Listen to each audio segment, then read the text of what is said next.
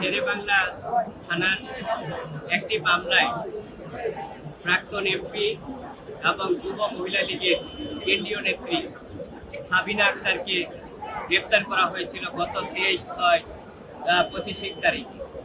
সেখানে সন্নিবেশ করা হয়েছে। তার দীর্ঘদিন পরে এই মামলায় আজকে 7 দিন রিমান্ড চাওয়া হয়েছে। বিজ্ঞ আদালতে 7 দিন রিমান্ড ফরওয়ার্ডিংয়ে আয়ুষ সাহেব বলেছেন যে এই মামলায় সাবিনা আক্তার তুহিন এক্স এমপি তার সংশ্লিষ্টতা পাওয়া যাইতেছে। এই হচ্ছে আমাদের আয়ুষ সাহেবের বক্তব্য। আপনারা জানেন যে রিমান্ড চাইতে হলে সুনির্দিষ্ট অভিযোগ থাকতে হয়। আসামি পক্ষের 160 ইতিমধ্যে এই যে আসামি গ্রেপ্তার হয়েছে এই মামলায় তাদেরকে 161-এর আমার নাম থাকতে হবে, 164-এ আমার নাম থাকতে হবে, এমনকি ওই ঘটনাস্থলের ভিডিও ফুটেজ আয়ুষ সাহেব বিজ্ঞ আদালতে দাখিল করতে পারবে, যে দাখিল করতে হয়। সেই সুনির্দিষ্ট কারণ ছাড়া কোনো রিমান্ড হতে পারে না, যা মহামান্য হাইকোর্টের নির্দেশনা আছে। এই সুনির্দিষ্ট 3টি কারণের একটি কারণও আয়ুষ সাহেব বিজ্ঞ আদালতে দাখিল করতে পারেন নাই। কোনো আসামি আমার পক্ষে আমার বিরুদ্ধে 161-এ বলে নাই আমার নাম, 164-এ বলে নাই, এমনকি ভিডিও ফুটেজও আমার কোনো তথ্য উপাত্ত এবং প্রসিকিউশন দেখাতে সক্ষম হতে পারে নাই। তাহলে কি শুধু উদ্দেশ্য প্রণোদিতভাবে আমাকে এই মামলায় সম্পৃক্ত করা হয়েছে?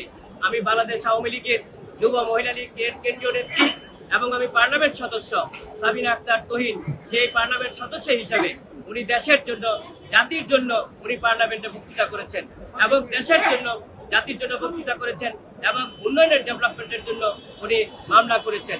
আজকে দেখেন এই মামলাগুলিতে শুধু ওনার এজাহারও নাম নেই, শুধু সাসপেক্টেড হিসাবে আমাকে হয়রানি করার জন্য এই মামলায় সম্পৃক্ত করা হয়েছে।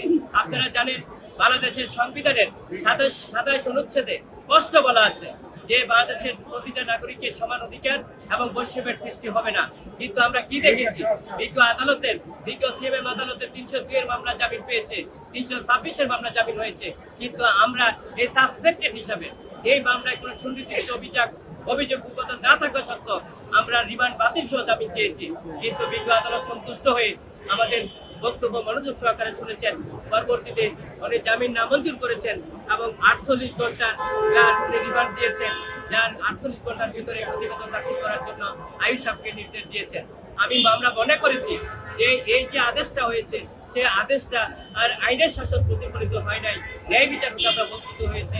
আমরা আশা করি যে এই এগেইনস্টে আজকের আদেশের এগেইনস্টে আমরা উচ্চ আদালতে যাবো। আমরা আশা করি উচ্চ আদালতে আমরা ন্যায় বিচার পাবো এবং আইনের শাসন প্রতিষ্ঠিত হবে।